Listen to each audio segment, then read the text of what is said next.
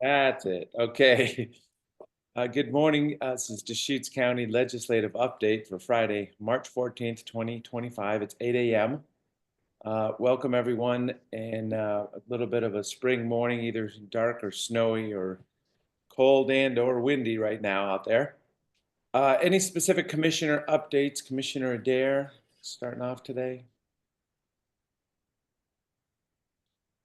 Commissioner Chang. I don't have anything at this moment. Okay, I don't see Commissioner Chang. Is he going to be with us today? Do we know?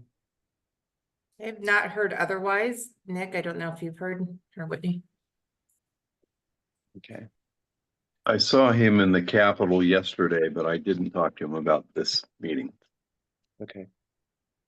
Well, with that, Doug, please take it away. What's the latest on the ground in Salem? Well, thank you, everyone. Thanks, commissioners. Good morning. Happy Friday. Just a couple quick updates. Things are picking up. We had several Deschutes County staff directors and people following key issues. Behavioral health, I will say, has picked up in a big way with hearings on many of the bills that we're tracking, both on adequate funding for behavioral health, substance use treatment, as well as workforce issues got quite focused this week. Expect that to continue next week with many hearings and lots of discussion. There are so many bills out there on those issues. They're trying to figure out which elements fit where. My guess is that a number of those bills just get sent down to Ways and Means will have to figure it out at the end of the day, which isn't typically the best approach. I mean, I prefer what we've done the last couple of years, which is having packages, because a single package allows us to all look in one place, evaluate how they interact with each other, et cetera. But packages appear to be a little bit passe in the building. So other issues that came up, the Department of Corrections hearings and public hearing this week. I think DV was one of the people to testify on that. So again, thanks for all the involvement and engagement by the department heads. Big issue that came up this week was at the federal level. It appears that the House budget resolution reduces funding for about $1 billion in earmarks around the country. That includes potentially $2 million for Core 3. So we'll have to keep an eye on that. I got lots of questions this week about how that impacts the request.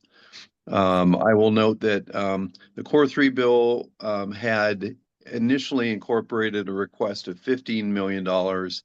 I believe we're increasing that to $19.8 million as a result of recommendations from Chair Paul Evans and others. So stay tuned on the Core 3 issue.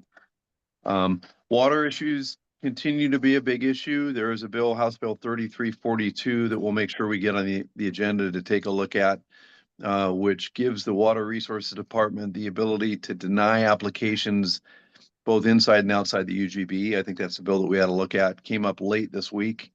So lots of discussion on water. Actually, Water Day in the Capitol is being scheduled for next Thursday, which also corresponds with Cocoa Day in the Capitol. So the Central Oregon mayors, councilors, and staff will be in the building. And there's just an awful lot going on, lots of discussions. So things are heating up. We're right in the midst of it, in the middle of it, thick of it. And I appreciate all the help that people have been giving us the last couple weeks. So turn it back to Jen to talk about the bill list. Great, thank you. Commissioner, do you have anything else before we jump into the report? Just came to mind is Monday afternoon, we're going to have our transient lodging tax kind of roundtable discussion, aligning interests in Central Oregon. This is good for Doug to hear. So just making sure we're getting as many people we can at the table, understanding what's going on, because I know it's a hot topic for some and resources for others that may be diverted. So we're going to have that sit down on Monday afternoon as a Board of Commissioners in our regularly scheduled work session meeting Monday afternoon. So that's going to be a good one. And I don't remember the bill number, but I know the topic. It's 3556. And right now, not counting the commissioners, the attendance list is around 15 of agency and city partners. Not sure if everyone's going to make it, but I think we'll have a really good representation for the roundtable. But as I say, the idea is just to lay it all on the table. Maybe we're not going to possibly be able to all agree the same way, but at least we're going to understand the value of what we're talking about from different points of view.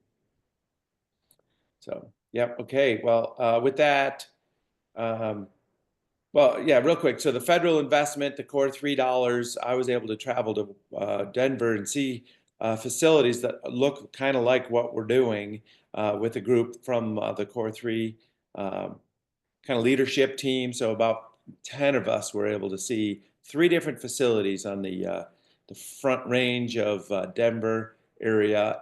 Very informative. I'm sure, you know, if it comes around again, we'll be able to kind of give a report on that trip. So that worked out pretty well. I see Commissioner Chang's joined us. Good morning. Morning.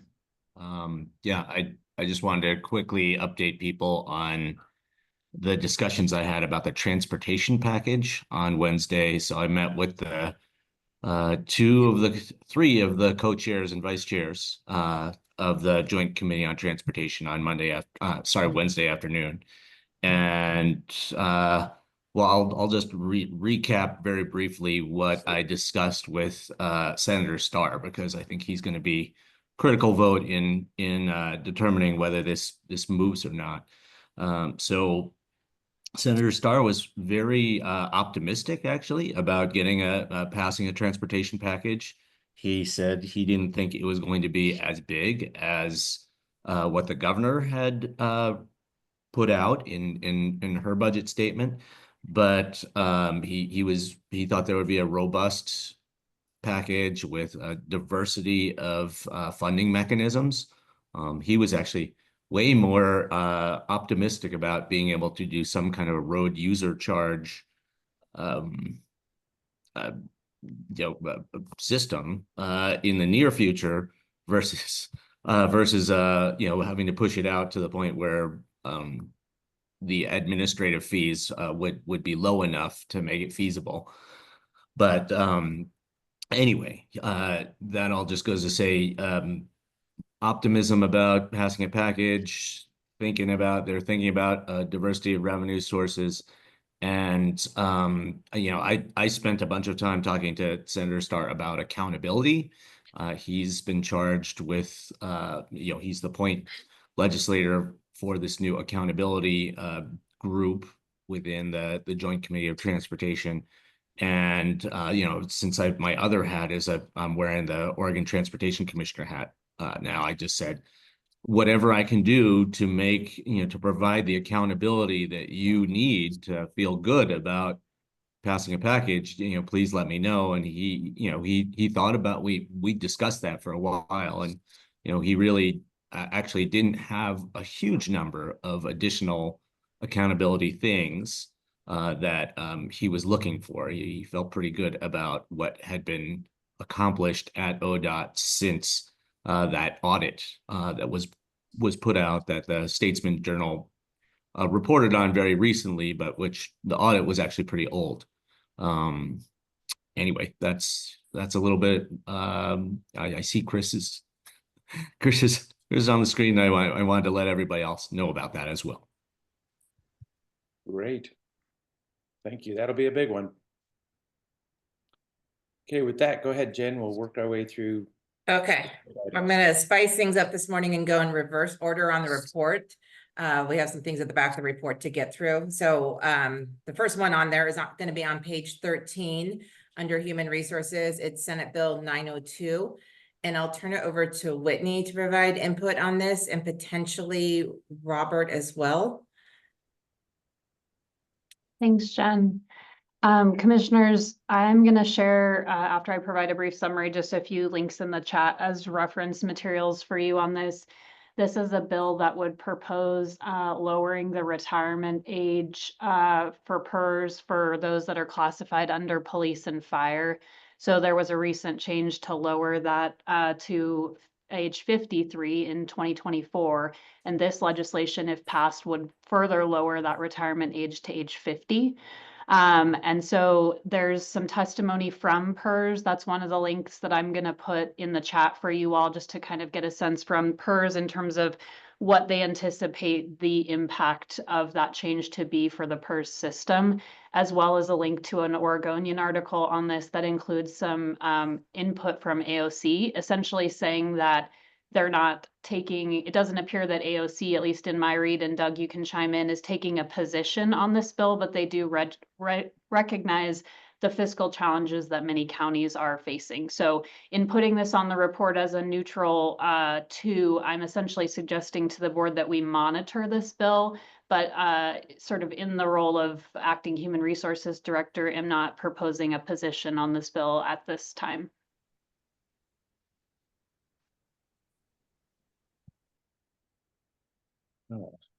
So back to the beginning, what's the main crux here? This is retirement those board at studying age qualifications, but it's really talking about 53 to 50.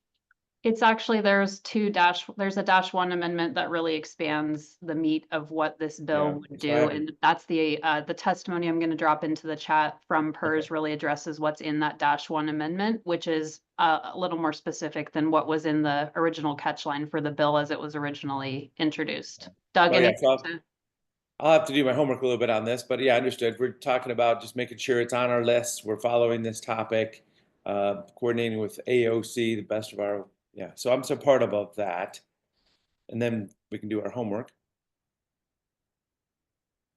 So Commissioner I would- Chang also. Sorry, I would just add, from a fiscal perspective, this occurred last year or last session when they changed the age limitations or requirements for DDAs. And so it's odd that at a time when we have such huge unfunded actuarial liabilities in the PERS system overall, but also at the employer level, and they're trying to take steps to solve that. Yet at the same time, the legislature is making changes that actually increase the liability. I mean, they're doing it for valid reasons, apparently, but on a fiscal basis, it's moving it in the wrong direction. So the Public Employees Retirement Board may be able to see that big picture. It's like, oh, this is going to do this. This is going to do this. Okay. Well, yeah. So then I support number 2. Let's follow this. Commissioner Adair. Just confirming your support of that position. Following it, but I'm actually, from what Robert just said, the liability doesn't need to be increased, and I'm really going down to 50. Why don't we just go down to, I won't say it. Anyway, I don't think this really sounds like an idea that is good for the state. Well, so let's make sure. So as it's today, this will pop up on a report. If we want to bring it up next week or the week after, once we learn some more, we can take a Does it position have a about- life? Doug, does it Yeah, have a that's- life? I don't know.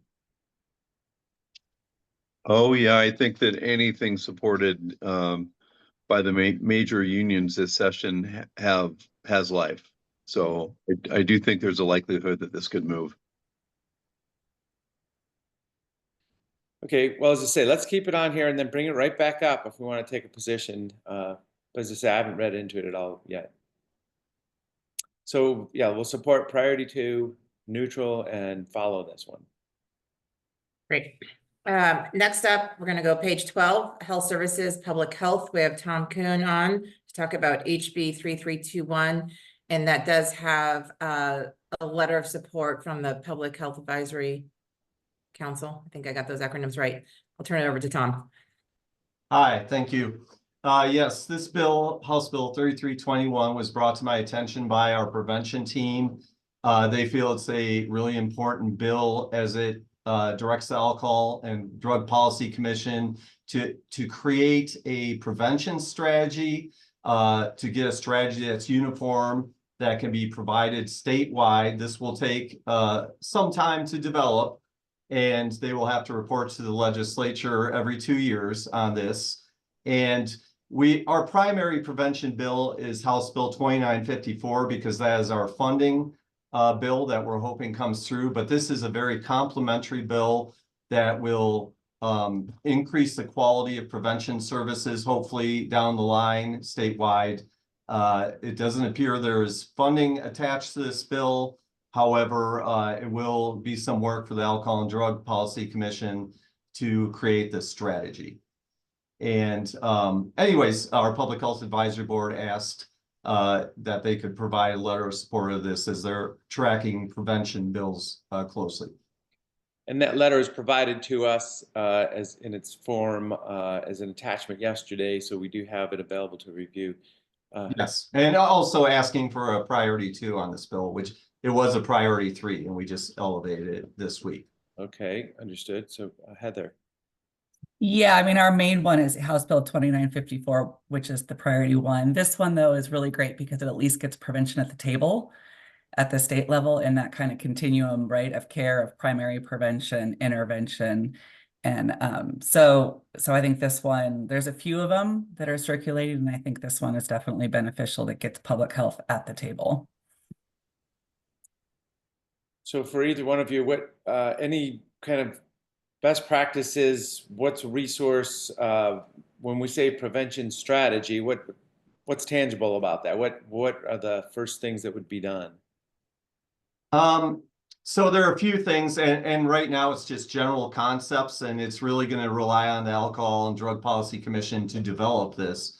But some of the main components of it is to promote health and well-being among individuals who have not started using substances because they find it's most effective to reach people prior to use. That increases the likelihood that they don't abuse later in life.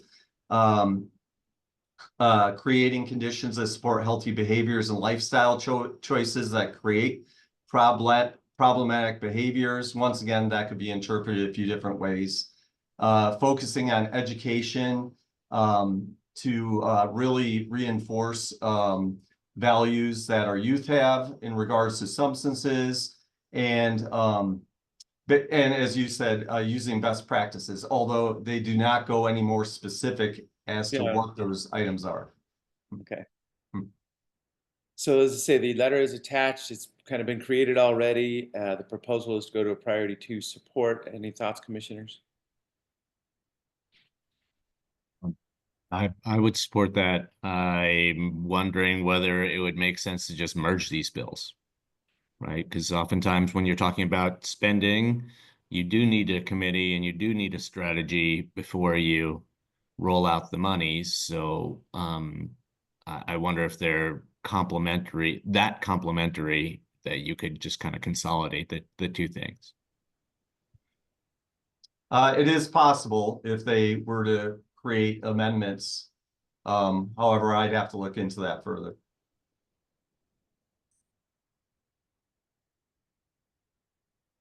I keep supporting it. Priority 2? Yes. Okay, I'm seeing But nodding yeses and Why both. is it, we know the problems. Do we have to keep studying?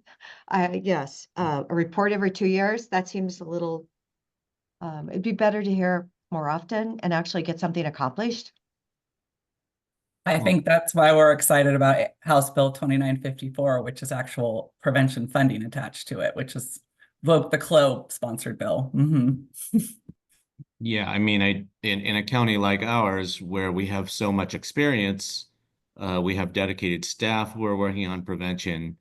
It seems like we're poised to just put funding on the ground and get some work done. But I could potentially see value in study and strategy for other places.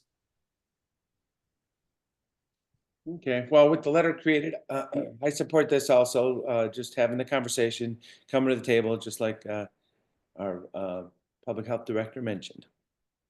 So I support that. And we all do, it sounds like. That's our common ground here. Great, so we'll have it as a support 2, and Tom will submit that letter on behalf of the advisory board. Yes. Thank That's you. where we landed. Okay, great. Next up, it is not a bill number, but I'm going to turn it over to Janice. We're going to stick with health services, behavioral health. And Janice is going to give an update on a specific funding request for the child psych facility for Deschutes County. So with that, I'll give it to Janice. Yeah, good morning, commissioners. This is really just an update. We are, and by we, I mean health services, behavioral health, Best Care, the CCO, the Central Oregon Health Council in St. Charles are working with Representative Levy to help sort of source funding to establish a child psychiatric facility. And the update, this is something that the commissioners have already supported. The update is that the funding amount that Rep. Levy's office is requesting is $3,081,000 and some odd dollars. And the group is requesting that if that funding request is supported in the legislature, those funds come to Deschutes County Behavioral Health as the pass-through. So really, we just need to be sure that that's something in your awareness. Those dollars would pass through and help support the construction of a child psychiatric facility. Other related items, St. Charles will be working to request sorry, I'm getting a text message here. St. Charles will be working to request $750,000 from the Health Council towards construction. Health services. That was approved yesterday. Was it? Yes, that was Awesome. approved yesterday. And I tried to get Rick Telephone to give $500,000 from Best Care. He said they were giving some money, and I said, well, Rick, what about $500,000? I said, I didn't say it in front of the whole group, but he anyway, he said they would be contributing money. So yeah, we did pass that yesterday. We are contributing money with Best Care in St. Charles, and the commitment for the first year is over $500,000 as a combined commitment from the three entities. And then going forward, depending on what the need is, we've all committed to help support, and that's really for operational costs and specifically to offset in case staffing shortages make it difficult for the facility to run at full capacity, which affects its fiscal viability. So there will be some commitment of funding, and that's a decision, of course, that would come to the board at that point if we actually get the facility established. And then last, my understanding is that there is some land that's been identified. And it's in Redmond and near the hospital, and those are all the details that I have at the moment. Well, thank you for that update. We Yep. all know it's a great high priority, get a bunch of people rowing in the same direction on that. Commissioner Chang. Yeah.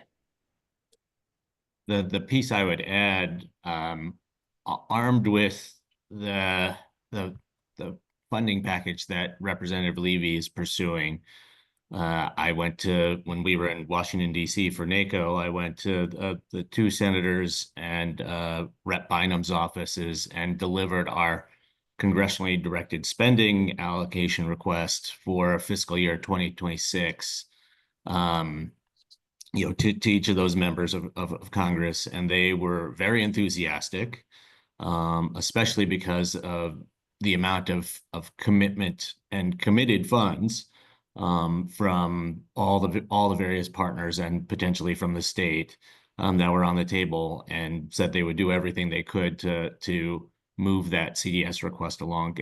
Senator Wyden's team in particular was basically they said that this would be one of their highest priorities. The issue with that is that we're not sure whether congressionally directed spending allocations are going to exist anymore by fiscal year 2026. With the fiscal year 2025 budget, that is, the continuing resolution that's moving forward, there were a bunch of congressionally directed spending allocations, for things like housing, for things like the Heart of Oregon core campus, that were they were already in the House's appropriations bill. Representative Chavez-DeRemer had gotten those in there, and now those are stripped out from this continuing resolution for 2025. So if we're not even going to honor the 2025 congressionally directed spending allocations, it's pretty uncertain whether there will be any in 2026 or not. But So very positive, very positive response from our congressional delegation. So, Commissioner Chang, I'm sorry, I got distracted. You did mention that Rep. Bynum's office is not going to take up the congressionally directed spending request for the child psych facility. Did you Uh, get that update? It just came through yesterday. I Yeah. did not get that update. That Yeah, hasn't the- been updated to the group yet, Janice. Yeah, so the update to the group is that we did, as directed by all of you, we did propose congressionally directed spending requests for a child psychiatric facility to all of our representatives for the state of Oregon for this region. And we did get a response from Bence's office that they don't participate in these kinds of activities. And then we got a response from Representative Bynum's office that they wanted us to resubmit in their platform. Holly resubmitted and received a message saying that it's only eligible for what would have historically been a HUD economic development initiative, and that the House is now, the House Appropriations Committee is now saying that healthcare facilities are not, are excluded from that opportunity. They're no longer able to participate. They were, but they are no longer able to participate. So that's just not an avenue we're going to be able to pursue this round. So Thanks for the update. Sorry Yep. to put Holly through making got another submission at another portal, only to get word a week later that it's not eligible. It's not eligible. The good news is, So- though, the Lapine Health Center, their funding was awarded for what I was told about a week ago. Had they fine. requested a, sorry. It was Commissioner Chang. something that was going to start, I believe, March 1st. And according to what I was told, I haven't had that reversed yet. Yeah, we got them $3 million in a congressionally directed spending allocation a few years ago.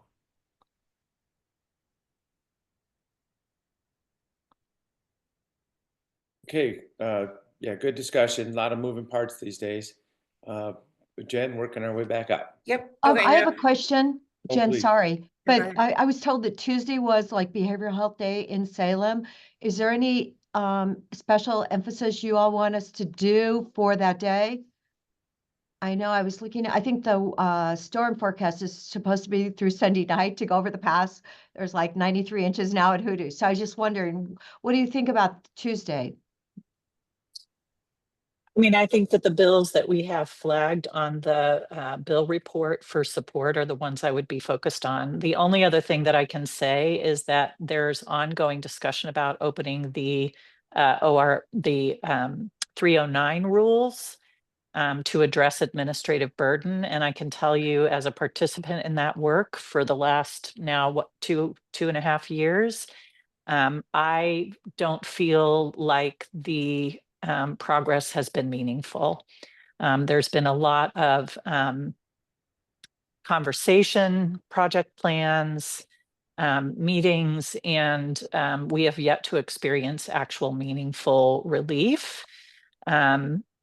So I think the reopening of the 309 rules is a good idea. It really would require some systematic, committed system redesign with the rulemaking entities. So if there's conversation about that, just know that from our perspective, we totally support that.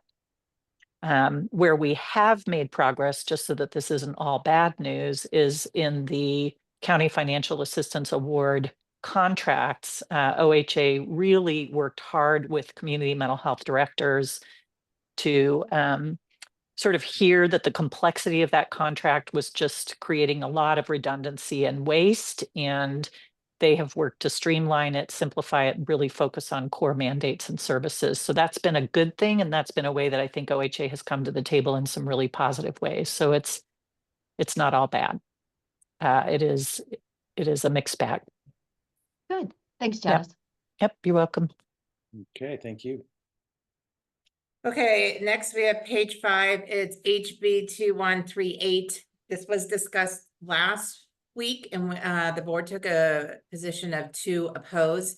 And we've gotten some feedback from Nick and from Peter on this particular one. where we don't think it's relevant to the county. I have the email pulled up unless I don't think Peter's on today. Nick did reach out directly to Sun River, so we got specific feedback from Sun River and from Peter on so we're kind of proposing to take this off the monitor list for now. But Nick, do you want to give specific input, or I can read the update from Peter? Sure, I can. Either way, it's the summary of the bill talks about the bill applying to unincorporated communities, and that would include, as we discussed last week, Sun River, Tumalo, Terrebonne, et cetera. But the actual, as you dive into the text of the bill, it's only unincorporated communities inside an urban growth boundary. So though that's going to primarily only apply to a few of those unincorporated communities, likely in the metro area, possibly a few other areas in the state, but not in Deschutes County. Yeah, so that's interesting. So something that was a historical unincorporated community, a city is growing into it. It may be in the urban reserve even, and we don't have that scenario here. Exactly. Got it. So yeah, I mean, I support just moving it to 3 watch at this point, and yeah, if it pops up again, it pops up. Any other thoughts? Commissioner Chang? Commissioner I'll just mention that on the short list of bills that the Regional Housing Council is interested in advocating in support of, that one is on the list. You know, and again, the Regional Housing Council includes cities as well as counties, and seems like a lot of the cities are very excited about that, about having that opportunity, basically having the opportunities within the UGB that are not unincorporated communities that are offered by that bill. That process, essentially, there'll be an opportunity for members of the Regional Housing Council to add their individual name and title, and to extend, basically offer to the other members of the governing body. So in this case, I get to choose whether I want to put my name and title on that, and then you all are welcome to opt in or opt out. Basically sign on. We're signing on an individual basis as elected officials. So, you can. I'll be forwarding that list to probably to Nick and Jen, and they can share it with you, so that you can decide if you want to support any of the bills on that short list from the Regional Housing Council or not. Is 2138 on there? Is that what you're saying? Mm-hmm. And is there a instance where it does offer some development opportunities in Deschutes County, or is this just a statewide statement? Well, what it offers within Deschutes County is it offers our cities an opportunity to do more housing within their urban growth boundaries. Okay, well, yeah, so I think I heard from Nick that it's an historical unincorporated community that a urban growth boundary is working towards, which may be in the future here, but we don't have that opportunity here. So you're saying we have it, and Nick said we don't have that. It doesn't apply. No, this group has been focused on the unincorporated communities portion of the bill, which is only within UGBs, but then the bill gives cities within their entire UGB, within city limits, opportunities to add more housing with support from the state. So that's what the cities are interested in. And seeing as most of the affordable housing projects that we have supported, and frankly, most of the middle housing projects that we have supported are being built within UGBs, it's complementary to our interest. That's fine. So you're saying that's going to be a letter coming around if we want to sign on individually? Yes. So do you support going to 3 monitor on this at the county, or do you want to support it? Okay. So well, I want to support it, but you know, it's up to you all. I mean, So it's kind of more of a city domain than a county domain. So that's could put us in the monitor area. yeah, Okay. but again, you know, you look at the Newberry neighborhood, you look at housing that's been supported through, you know, our middle housing pilot that we did, you know, with COBA and that coalition. You look at the affordable housing that's being built around the region. It's all happening within incorporated cities, and many of those are projects that we played an active role in, either contributing funds or land, or you know, other kinds of support. So Okay. I would just say that the county has an interest in what happens inside the incorporated cities, because that's in terms of middle and affordable housing, that's where the action's at. Commissioner Dare, any thoughts?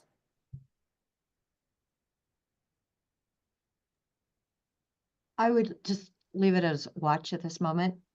Okay. So yeah, let's go to 3 watch, and as I say, if it comes around, especially with the letter from the Regional Housing Council, we can learn more, because I mean we could switch gears and get engaged on that. So thank you.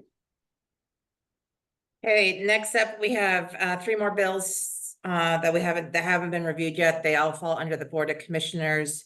So we'll start on page 3, which is SB 916. Robert, I think, is first on this bill, and then Doug is also following this bill very closely. So I'll turn it over to Robert to provide some background, hopefully. There is also a draft letter of opposition for this bill. That request came through, I think Doug sent it to me, but it was an AOC request. So the language in that draft letter is written, I just cut and pasted from the AOC draft letter that they sent for opposition. So Great. turn it over Proposed- to, yeah, sorry, go ahead. Yep. Proposed position is to oppose, and draft letter provided. Doug Riggs. Yeah, thank you. In the car heading to Salem right now, so. Which bill staff are we camera- talking about? Sorry, Doug. Which bill? 916, page 3 of our report. Yeah, Senate Bill 916. So this has been, I would say, one of the most controversial bills of the session. Introduced at the request of the AFL-CIO, it would mandate the payment of unemployment benefits to striking workers beginning after the first week of a strike. It's controversial because Oregon would be the only state in the nation to do something like this. And number 2, because it covers public employees who have not traditionally paid into the unemployment insurance fund. So the $6.8 billion that's built up has been built up by largely private contributions, and now public employees could draw on those benefits that have been created. So I think those are the 2 most controversial elements. The other is the cost. Many counties pay unemployment costs and unemployment directly, so it could be a significant cost if strikes occur. And so that's generated lots of opposition from public entities, AOC, LOC. You know, if you look in the record, there must be 1,000 or more statements in the record on this bill. Many from people supporting it, many from people opposing it. Among the ones who are opposing it are, you know, many of your county friends like Lane County, Marion County, Clatsop County, Clackamas County, AOC, et cetera. So the big issue, it has passed out of the committee after 5 hearings, which is pretty unusual to have that many hearings on a bill. Passed out 3-2, party line vote. It has not been scheduled for the floor. And, you know, not every Democrat senator has taken a position on the bill yet. So, you know, I think our delegation is very interested in local input on this issue. They've asked me about it. Some of the Cocoa cities have weighed in.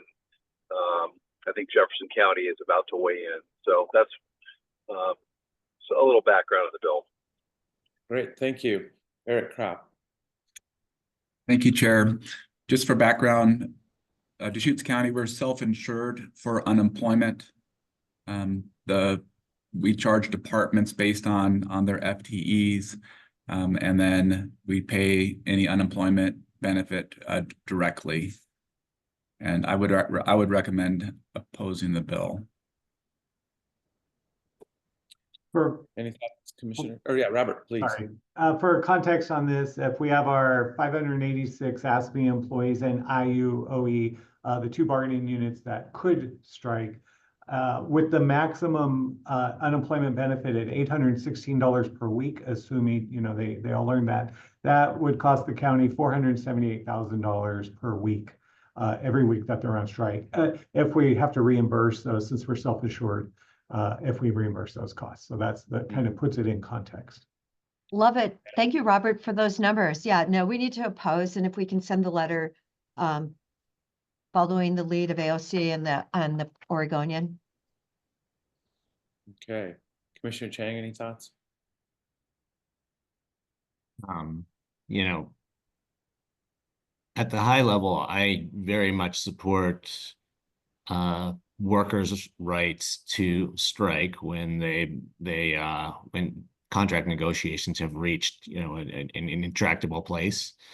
That said, I wouldn't support this bill, 916, because there's a certain amount of sacrifice involved by workers in going on strike. And if, that they go on strike because they really mean it, that their negotiations have not delivered for them. And if we provide these unemployment benefits, then that sacrifice is the sacrifice that they're making to make a statement is really diminished. So I don't think this is good for workers who want to go on strike or who want to make a point by going on strike, that they're really serious about what they're trying to accomplish in their negotiations. So I would support an oppose position as well. And I will also, Robert Tintle. Just one quick comment I forgot to make is that other counties and organizations, the thought is by paying the employees, there is no incentive on the employees level to come to a resolution if they're getting paid for their time regardless. So that was just one other big piece of it, is because obviously you want to have good faith from both parties and coming to agreement. Yeah, that's what I meant when I said, going on strike has historically been a sacrifice for workers. So that this really diminishes that for the workers who are on strike. Great. Okay, so there's position of number 2, opposition. There's a letter available, and we can route it for signatures and review it for content if we want to change anything also. Yeah, and I'll just note that the hearing was yesterday morning, so we have until 8 a.m. tomorrow morning to submit that written testimony. We could send a letter separately just to our delegation if we didn't want to be under that time frame opposing that. But if we actually want to submit the letter for written testimony, need to act a little quickly on that letter for today. So if there's consideration of the letter as it stands, I would potentially put it out there if we can get permission to do e-signature, since we have, Brenda and Angie out of the office. So routing for signatures is a little trickier at this particular day. Or we can delay and look at it and then just send it in as a letter to our delegation once we all feel comfortable with the wording there. I support electronic signatures. Commissioner Dare gave a thumbs up. I'm just going to verbally say that. So she's also okay with electronic signature. I'd like a little bit more time to review, but I'm in support of a letter, but I'd like a little more time to review the letter. Great. We'll delay until Commissioner Chang is able to review it. And then if there are changes, then I'll just communicate via email with the board. Thank you. Great. The next one up is HB 3806. Commissioner Chang, this is the water basin bill, I believe, that came from the legislative concept that you mentioned last week. So this 3806, I believe there was a hearing on it. Doug can provide further information. It was either yesterday or the day before. But But I'll turn it over to either Commissioner Chang and or Doug to give further context on this particular House bill. Yeah, the hearing was on Wednesday morning. I wasn't in Salem in time to participate, but the basic idea behind a water bank is that entities who have some water to spare can contribute those water in that year to a water bank and be compensated for it, so that entities who really need water, primarily, junior irrigation rights holders, have access to more water, and they pay for that. The environmental benefit in the Deschutes Basin is that when surplus water or water beyond basic irrigation needs in the Central Oregon Irrigation District becomes available, they can share that with farmers in the North Unit Irrigation District, and then the North Unit Irrigation District farmers can release more water from Wikiup Reservoir in the winter to build winter flows towards what they're what they need to accomplish, what all the irrigation districts need to accomplish under the Habitat Conservation Plan for the Upper Deschutes Basin. So there was a lot of kind of a lot of stakeholders wanted to make sure that that there was no devils in the details on this water bank package, and it seems like the irrigators, the environmentalists, even the cities, because the movement of these waters through the water bank helps to address some of their mitigation requirements for pumping more groundwater.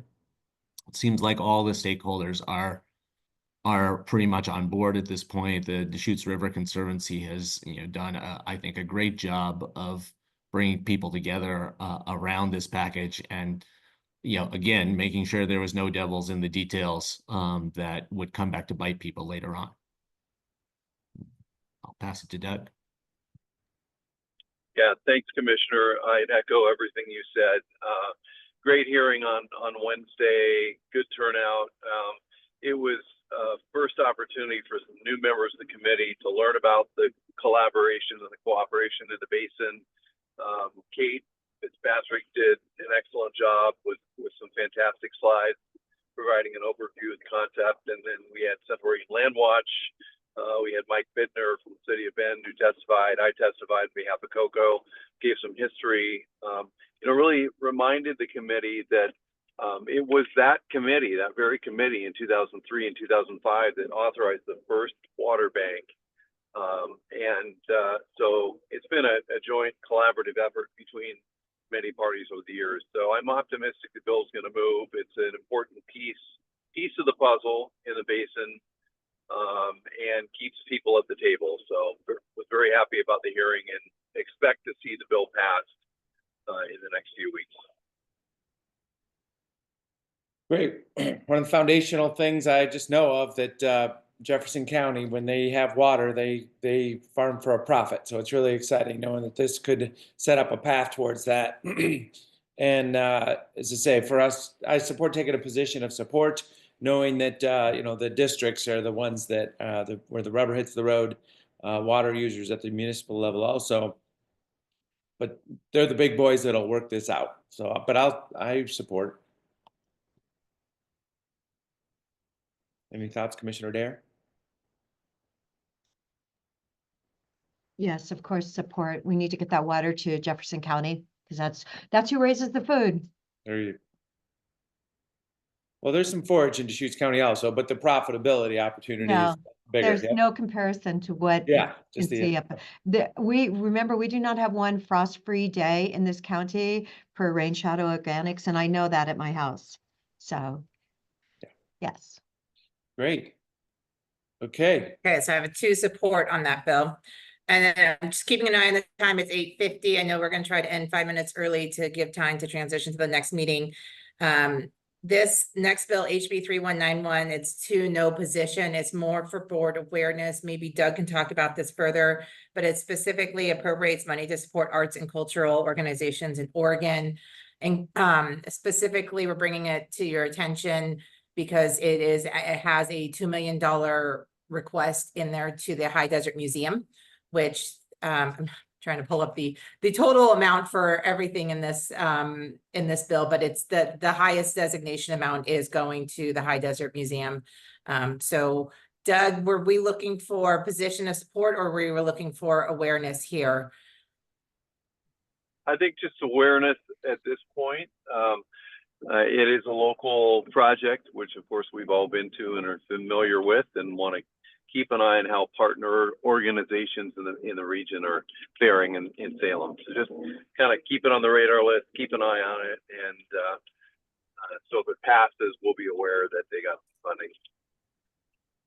And at this time, there's no public hearing scheduled on there, so if, you know, per board consideration, we can move it to a 2 watch and just keep an eye on it and bring it up if we see movement or any sort of requests from any of our delegation for support or another position. Yeah, great information. It's good to know it's on there. I support 2 watch. There'll be big moments for the Ways and Means folks with the big picture budget that will come down towards the end of the session. Any other thoughts, commissioners?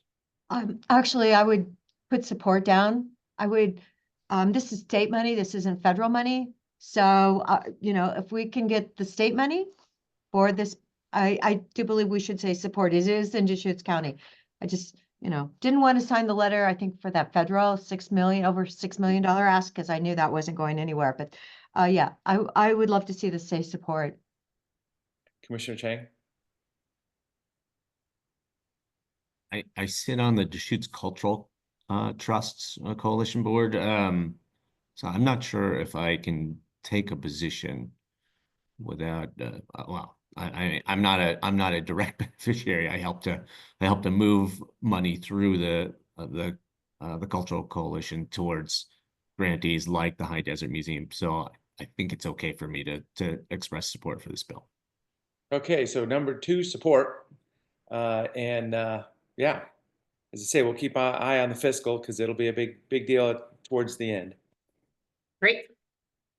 That is all I had for the report today. Okay, anything else for this meeting? Seeing none, thank you very much. Everybody have a great day. And Monday afternoon, we'll be reconvening as the Board of Commissioners in our work session. Thank you.